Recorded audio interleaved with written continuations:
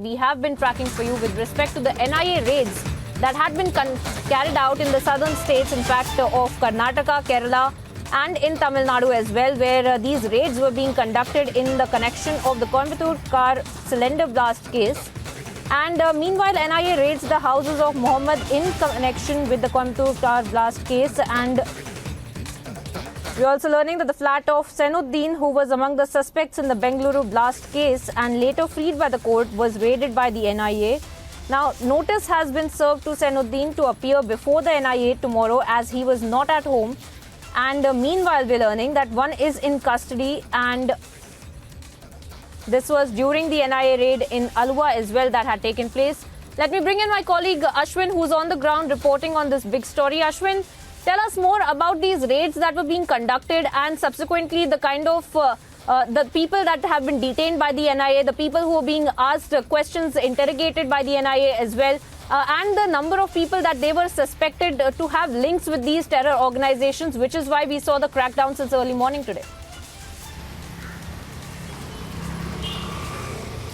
Absolutely, Priyanka. What we see is a huge NIA action in the district of Kochi, where we are seeing that there is one suspect who has already been taken into custody. He has been identified as Ashokan. Now, Ashokan has been taken into custody, and it has been stated that he runs a financial institution, and he has been paying some of the suspects in the case who are connected to both the Coimbatore case as well as Mangaluru blast case, is what we get together.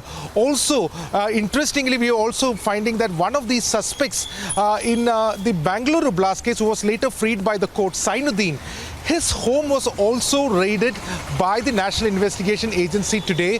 Although he was not at home, the NIA officials have given the notice to the family stating that he should appear before the NIA office in Kochi tomorrow itself. Meanwhile, the NIA had conducted this raid at multiple locations at Kochi, at Mattancherry, 2 locations in Paravur, and also in Elathur and in Aluva as well. So almost 5 locations just in the suburbs of Ernakulam districts. There has been raids, and many people have been detained. One custody has already been taken of that of Ashokan.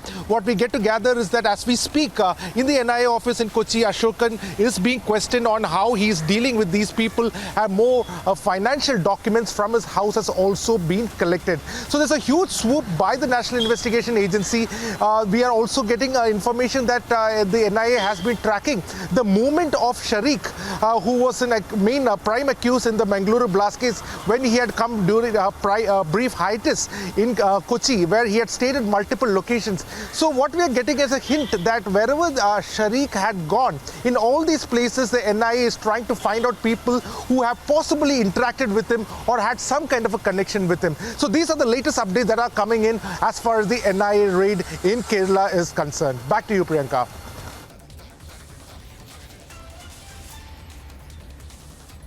That's right, Ashwin. I request you to stay on with us as we also have our colleague Varshini joining us from Tamil Nadu as well, since there were raids they were conducted in Tamil Nadu, in Karnataka and Kerala as well.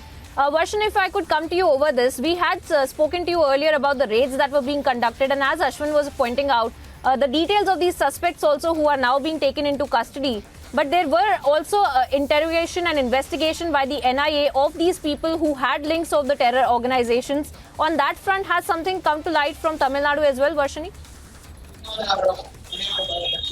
Well, Priyanka, yes, there has been an extensive search that happened in Tamil Nadu today, as we've already discussed on this about how in almost 40 locations, particularly more than 15 locations in Coimbatore,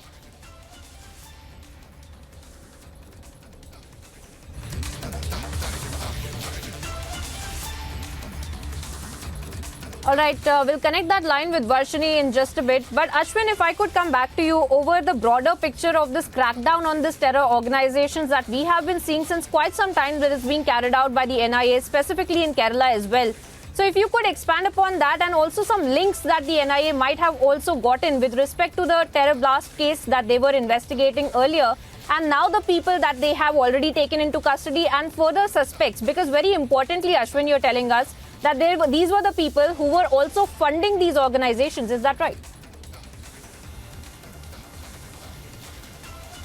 Well, primary investigation, this primary investigation that has started, what the NIA has possibly gathered is that while these suspects or the round of suspects have been moving around and people who have been possibly connected with the cases, the financer has come to the foreground, and that is the reason in Aluva his home was also raided today, and some of the financial documents are being seized.